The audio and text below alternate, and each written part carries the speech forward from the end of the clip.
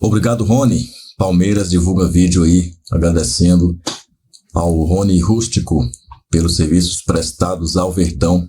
E a gente aproveita aqui também para agradecer, obrigado, Rony, e desejar boa sorte para você aí no Galo, que você consiga aí ter bastante sucesso no Atlético, assim como teve no Palmeiras. Claro, sempre apesar aí dos pesares, né? Apesar de tantas críticas que você sofreu quando chegou e nos últimos tempos também. E no seu trajeto aí você teve bastantes momentos de crítica, porém alguns momentos também de bastante exaltação, como por exemplo nas Libertadores vencidas com a sua assistência em 2020, seu quase gol contra o Flamengo lá em 2021 em Montevidéu, que ele chutasse fora da área. E também, claro, não podemos nos esquecer dos gols de bicicleta, os 2 gols que você tanto perseguiu e conseguiu fazer. Um na Libertadores contra o Cerro Porteño, se não me falha a memória, no Allianz Parque, nas oitavas de final com o The Boys assistindo ao jogo dentro do estádio, série do Prime Video. E também teve o gol do Maracanã. Não podia deixar de ter um gol de bicicleta no Maracanã. Então, Rony Rústico contra o Fluminense tratou de fazer o gol lá dentro do Maracanã. Golaço de bicicleta. Eu não sei qual dos dois aí é mais bonito. Você que vai dizer nos comentários qual dos 2 gols do Rony de bicicleta foram mais bonitos. Olha só o vídeo que o Verdão postou.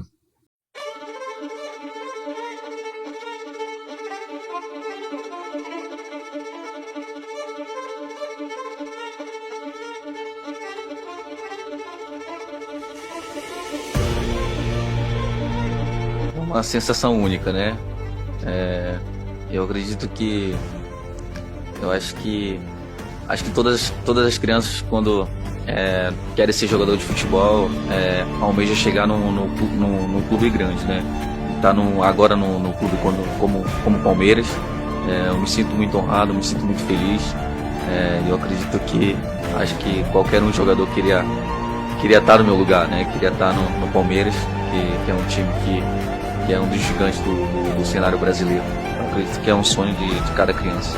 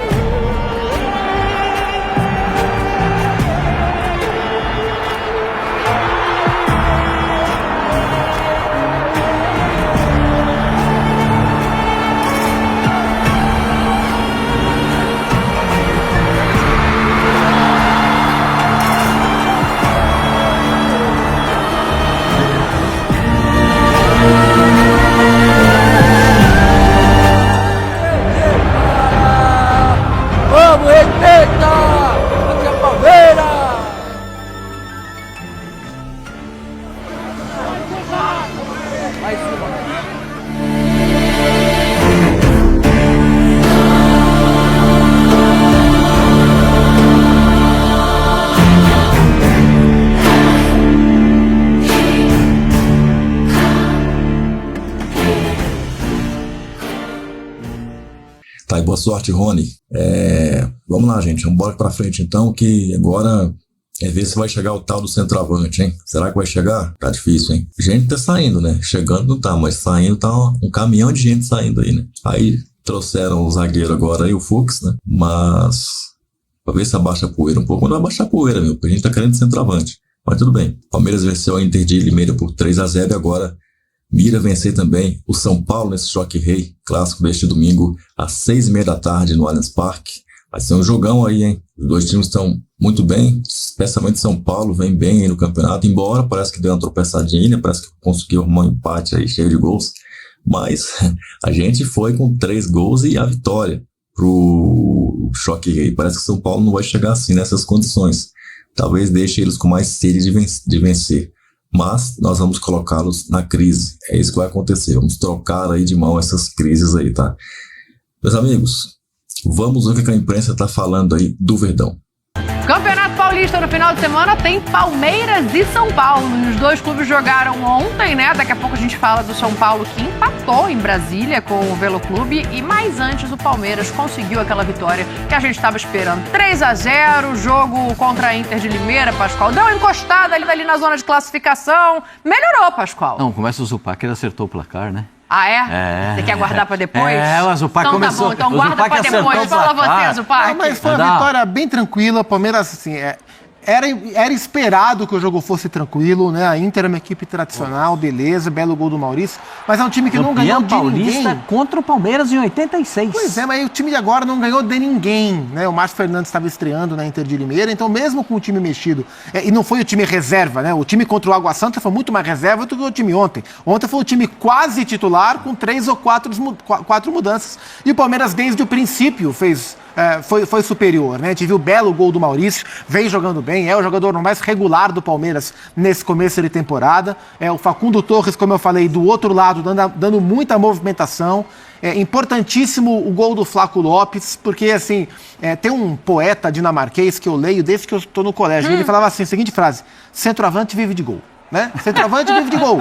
E assim, o Flaco vai de golzinho em golzinho, vai tentando recuperar a confiança, aquela confiança que o Paulistão do ano passado deu a ele. Né? Então, o que cabe a ele é tentar empurrar a bola na rede. É muito simples. O Flaco Lopes não joga bem ou não joga mal. Ou ele faz o gol ou ele não faz gol. E tá bom que ele faça. Exatamente. Para ele não tem jogar bem ou jogar mal. Fez gol ou não fez gol. Não fez gol, vem a crítica. Fez gol, vem o elogio. Ele estava ali, botou a cabeça na bola no primeiro pau. O Palmeiras faz 2 gols com jogadas que são preparadas pelo treinador, pelo treinador de ataque do Palmeiras. Gostei do volante. Emi Martínez. Emiliano Martínez, bom jogador, gostei. A gente já tinha visto ele jogar no Bragantino, mas ele até jogou melhor do que eu já tinha visto jogar no Bragantino nessa partida contra a Inter de Limeira. Dá uma olhada na testada Isso é uma loucura, né? Isso faz bem para o Gustavo Gomes. Exatamente. O Gustavo Gomes precisa disso para voltar a ser aquele jogador que ele já foi um dia. E o primeiro gol sai de uma bola longa do Gustavo Gomes. Né? E só para fechar em relação ao Flaco, com toda a desconfiança que existe em torno dele por parte do torcedor, e eu acho que é compreensível, cada um confia ou não confia em quem quiser, mas a situação no elenco para ele estava ficando um pouco perigosa, porque a gente viu nos últimos jogos, antes do jogo contra o Água Santa, primeiro o Abel terminar o clássico com o Corinthians com o Benedetti de centroavante, o zagueiro na área. Mas aquele foi um recado, claro. Então, para a diretoria, mas é um sinal de desconfiança no próprio elenco. Mas respinga em todo mundo, né? E antes o Abel estava apostando mais nos meninos, no Thales, eventualmente no Luigi, do que propriamente no Flaco. Então, 2 gols em 2 jogos é uma forma do Flaco falar, estou aqui. Não é o filme que vai ganhar o Oscar, mas ainda estou aqui. Não, esse era o Rony. Olha para mim, Agora já foi, mas esse era o Rony. Gostei do Facundo. Eu gosto desse menino, ele é bom. O Facundo jogando na direita para dentro. Isso. Foi até melhor do que eu imaginava. Melhor do que quando ele joga na esquerda para dentro, porque ele fica com o pé direito na bola, mas ele ali com a canhotinha, ele fica melhor. Bateu uma bola aqui contra o goleiro, teve que se virar ali o goleiro para fazer a defesa. Acho que o Palmeiras tem 2 jogadores que se destacam nesse início de temporada, que é o Maurício e o Rios. Estão realmente fazendo um início de temporada muito bom. O Veiga é um pouquinho devagar ainda para entrar na temporada, né? O Veiga não é uma coisa normal do Veiga. É isso. O Veiga demora um pouco mais para entrar em ritmo. Agora, a diferença quando você vê o Piquerez na lateral esquerda, aí você fala, puxa vida, o time tem um lateral. Sim. Entendeu? Porque o Piquerez, ele não precisa fazer esforço, ele não faz força para jogar. É bonito ver jogar, entendeu? A bola sai, os passes saem, a bola chega com qualidade. É legal ver. Eu não estou falando nada da Inter de Limeira, porque eu já vi a Inter de Limeira ter muito melhor time do que esse da Internacional de Limeira. Né? Eu acho que, às vezes, as pessoas se perdem na montagem do time. E você não pode se perder na montagem de time para o Campeonato Paulista. Alguns times se perderam nesse início de temporada. O Água Santa se perdeu nas contratações, a Inter de Limeira, o Velo Clube, a Portuguesa. A Portuguesa pode se classificar, mas o time é ruim, entendeu? Tem muita coisa que a Ponte Preta, por exemplo, teve que mudar. O planejamento da Ponte Preta era teve que fazer um planejamento diferente. Não. Quando a onça começou a beber água, isso aqui não vai virar não. Então, mudou tudo. Então, tem coisas que a gente vê que precisam ser modificadas ao longo da competição, porque não foram bem feitas. Esse é o caso da Inter de Limeira. O Palmeiras ainda tem como melhorar o rendimento do time. Tem como. E o Palmeiras, atenção para o que eu vou falar, depois vocês vão perceber. O Palmeiras, para se classificar, vai depender do São Paulo. Porque tem o clássico contra o São Paulo no final de semana, E depois o São Paulo joga com o São Bernardo e com a Ponte Preta. Exatamente. Então, tudo que o Palmeiras fizer a partir de agora está interligado com o São Paulo. E a vitória no clássico contra o São Paulo, ela é imperiosa. Não dá para pensar diferente para o Palmeiras.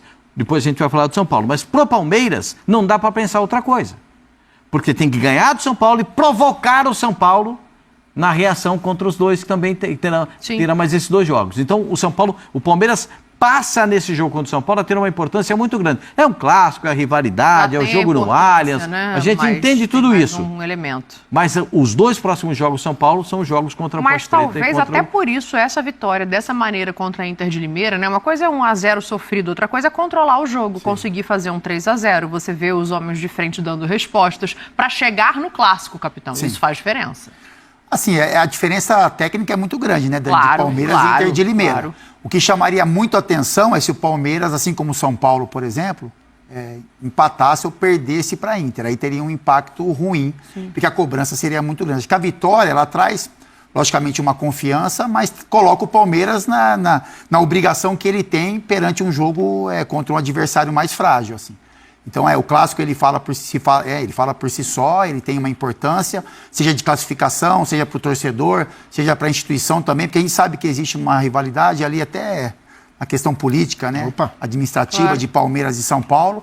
Então, é um jogo, né, que vai mexer muito com o torcedor, com os jogadores, enfim, com as diretorias. Eu vi o GC ali, né, qual foi o melhor jogador, né, o destaque da partida. Como o Pascoalzinho falou, Zupac, a gente pode citar alguns nomes, né? Claro. Eu vou ficar com o Gustavo Gomes, porque eu acho que é importante para ele uma boa atuação, né? Participa do primeiro gol com assistência, faz o gol de cabeça, é um jogador que é uma liderança do Palmeiras. É importante para os outros jogadores verem o Gustavo Gomes jogando bem. Acho que isso tem um reflexo para o time como um todo. E o Facundo Torres. Eu acho que é um jogador que hoje disputa a posição com o Estevão, porque ele joga muito melhor do lado direito, trazendo a bola para a esquerda, porque ele gosta muito disso, né? Trazer e chutar com a perna esquerda, ele tem um chute, ele tem potência no chute, ele tem precisão, né? Porque toda hora ele chuta e incomoda o goleiro.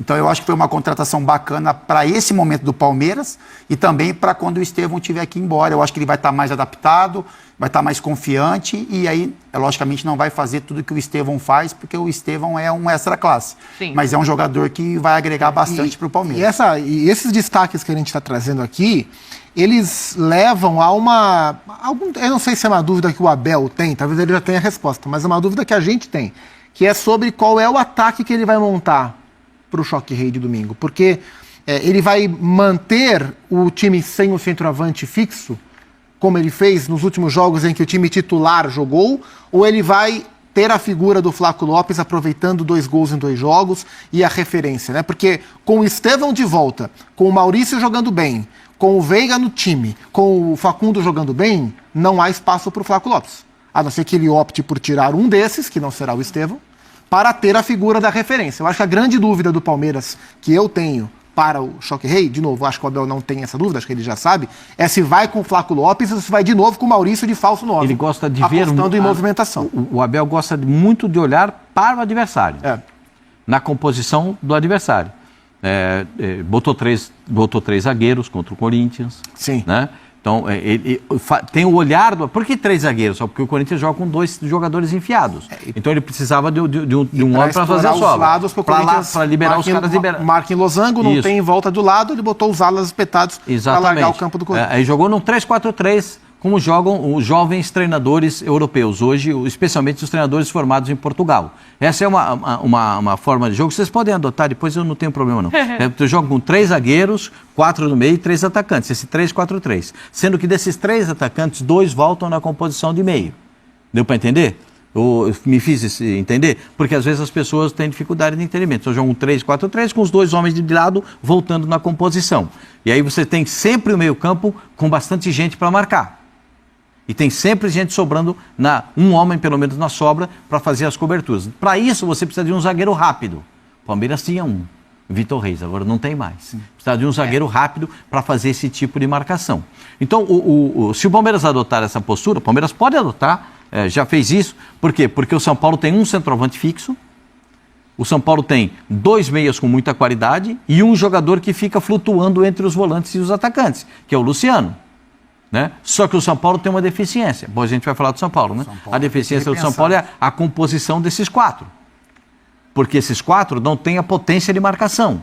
E aí é que o Palmeiras pode se aproveitar. Estamos falando já do clássico. Já engatei a terceira para falar do clássico. Mas acho que é isso. Ganhar o meio-campo deve ser o pensamento base do Abel, olhando o que o time dele tem de característica, o que o time adversário tem de fraqueza. Ganhar o meio-campo, acho que é a primeira missão que o Palmeiras tem. É o primeiro objetivo do Palmeiras para esse clássico. Entendendo como é que joga o São Paulo. Né? Nem estou falando se o São Paulo joga bem ou mal, mas entendendo como é que o São Paulo joga. Por Palmeiras entender o jogo e entrar no clássico com esse objetivo. Porque o Palmeiras está fora da classificação hoje. Sim. Né? O Palmeiras está fora. Né? Aliás, o grupo do Palmeiras é um grupo muito difícil, muito complicado. Né? Acho que é o mais complicado em termos de classificação. A Ponte está em segunda, Ponte. A Ponte é... São Bernardo, nada contra Ponte ninguém, mas a Ponte está em segunda. O São Bernardo, Ponte Preta e Palmeiras. Só que o Palmeiras, a vitória de ontem, essa vitória, esse tipo de vitória, a do Palmeiras, ela começa a botar pressão em quem está na frente. Macaquinha. Porque 3 pontinhos que o Palmeiras... Por isso que eu falei para vocês a respeito do clássico. A vitória no clássico ela é importante, é imperiosa para o Palmeiras. Porque o Palmeiras vai a 19 pontos. O que o São Bernardo vai fazer, o que a Ponte Preta vai fazer, é problema deles. O problema do Palmeiras é chegar aos 19 pontos. Entendeu?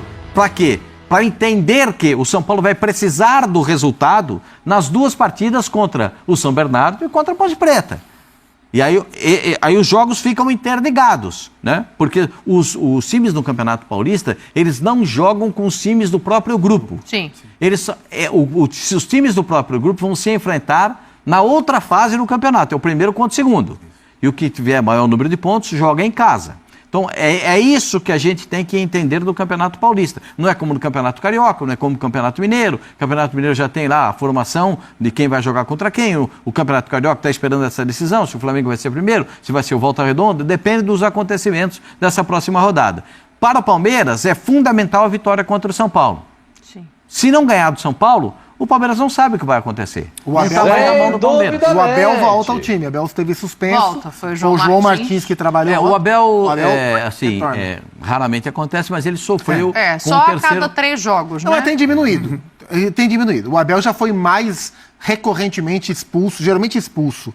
Ele melhorou. O vermelho tem vindo menos. Ele, nesse quesito, não quer dizer que ele tá um santo, né? Um santo. Mas ele melhorou. Eu vou falar uma coisa polêmica. Eu acho que tinha que ser igual no Campeonato Gaúcho. Vai o auxiliar, vai o técnico junto. Porque aí não fica aquele revezamento na orelha da arbitragem. Não, mas espera o seguinte, minha senhora. Se for o auxiliar, o preparador físico e o técnico... Quem vai? Fora, quem fica? É o médico que vai dar É por isso que todo mundo vai ter que, dar uma segurada, entendeu? No ouvido da arbitragem. É o massagista que vai passar a instrução. É isso aí, é isso aí. Jesus! Agora, olha aqui, o negócio é o seguinte, a gente está falando de Palmeiras, óbvio, projetando já o clássico contra o São Paulo, pelo seguinte, o São Paulo pode definir a vida do Palmeiras futuramente porque enfrenta os outros 2 adversários do grupo, mas ontem acabou não fazendo o que se esperava dele, né, capitão? Assim, acho que o empate até muitos gols, é um jogo de muitos gols, mas o São Paulo ainda não é aquele.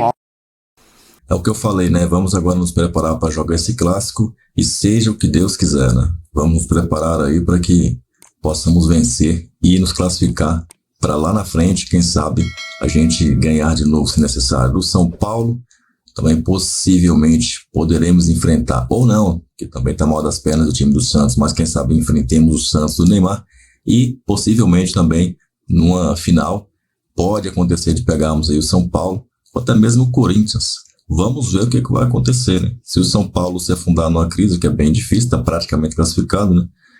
Mas pode acontecer aí e a gente pegar o São Paulo ou o Corinthians lá na final. Se um deles aí desandar daqui para lá, que eu acho bem difícil, mais fácil, o Santos do Neymar não se classificar. O próprio Palmeiras tem andado aí bem cambaleante, mas o Palmeiras a gente sabe como é que é, né? Tá cambaleante, mas se você bobear, dá o bote, pronto, já era. Vira jogos impossíveis, consegue resultados de empate nos últimos segundos ali, consegue títulos ali que todo mundo já dava outro como campeão. Sempre foi assim, não é agora, Abel, sempre foi assim. Em 2009, por exemplo, falaram que o Palmeiras seria humilhado pelo Sport na Ilha do Retiro, na Libertadores, que o Palmeiras e o Sport estavam no mesmo grupo, né? A imprensa de São Paulo, a imprensa do Brasil inteiro diz que o Palmeiras vai ser humilhado, trucidado, vai ser ridicularizado na área do Retiro, vai sair de lá com uma na frente e a outra atrás. E o Palmeiras foi lá dentro da área do Retiro, goleou o Sport lá dentro. Um grande golaço de Diego Souza, diga-se de passagem, né? Palmeiras classificou e eliminou o próprio Sport nas oitavas de final da mesma Libertadores. Eles se classificaram e aí foram se enfrentar na fase seguinte. O Palmeiras fez o serviço, eliminou o Sport, seria eliminado nas quartas pelo Nacional com 2 empates, 1-1 na Arena Barueri e 1-1 lá no Uruguai. Paciência. Deixa o seu like, deixa o seu comentário aí também. Meus amigos, mais um videozinho aí pintando para você assistir a Avante Palestra